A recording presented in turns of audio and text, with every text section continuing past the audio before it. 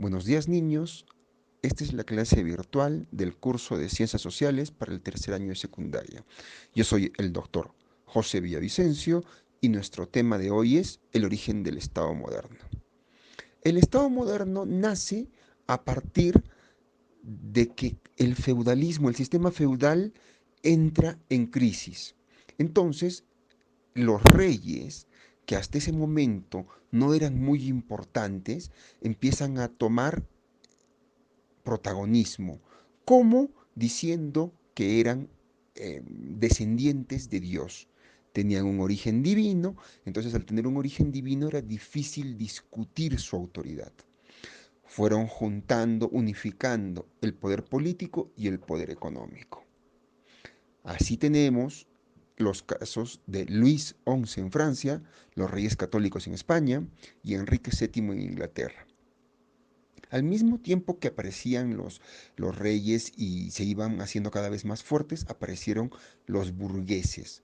Los burgueses eran personas, sobre todo comerciantes, que vivían cerca de los castillos, en una zona llamada Burgos, de ahí viene su nombre. Y estos burgueses tenían mucho poder económico y apoyaban a los reyes. Además, junto con los reyes y con los burgueses aparecieron instituciones, como por ejemplo el Parlamento o el Congreso, donde el pueblo emitía un voto para que alguien lo represente, un congresista, un parlamentario. También apareció un nuevo sistema de justicia. Hasta ese momento la justicia la impartía la Iglesia Católica. Entonces la Inquisición impartía justicia divina. Decía, esta mujer es una bruja y la quemaban. No teníamos por qué tener pruebas, no teníamos por qué comprobar si era verdad, no teníamos por qué estar convencidos, no. Si la Inquisición decía que esta mujer era una bruja, la quemábamos y nadie podía quejarse. Pero en ese momento, cuando cae la Iglesia Católica y el feudalismo, aparece un nuevo sistema de justicia que intentaba una justicia suprema, universal, uniforme y real, en la que todos fuéramos iguales. No importaba si era un burgués o la persona más pobre del reino.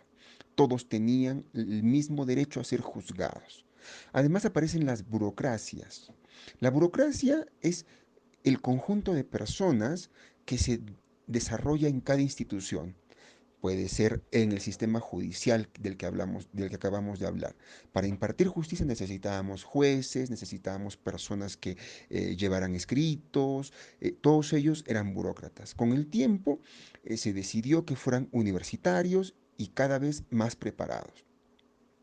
Las finanzas del Estado moderno se basaron en la acumulación de metales, oro, plata, sobre todo. También otro tipo de metales, pero sobre todo oro y plata. Eso demostraba la fortaleza de un Estado. Otro rasgo distintivo del Estado moderno era el ejército. Hasta ese momento los ejércitos se reunían solo para las guerras. Pero desde ese momento los ejércitos se fueron haciendo profesionales y eran permanentes, estaban todo el tiempo. Y al mismo tiempo ya no se regalaban ascensos por ser noble o por ser millonario, sino que los ascensos se ganaban por sus logros en batalla. No desaparecieron del todo los mercenarios. ¿Qué eran los mercenarios? Los mercenarios eran los que se dedicaban a la guerra a cambio de dinero. Siguieron existiendo, aunque en menor medida y con el tiempo desaparecieron. Finalmente también en el Estado moderno aparece la diplomacia. La diplomacia tiene dos funciones. La primera es de la que desarrollan los cónsules, que es la de defender a un conjunto de gente que pertenece a mi país, pero que está en otro país. Ese es un cónsul. Y la otra figura es el embajador. El embajador es el que representa a mi país, pero en otro país. Del mismo modo y al mismo tiempo se desarrollaron también la negociación y el espionaje. Este ha sido el resumen sobre la lección de hoy. No olviden que si tienen cualquier pregunta pueden hacerla abajo. Ha sido todo. Nos vemos en la siguiente lección.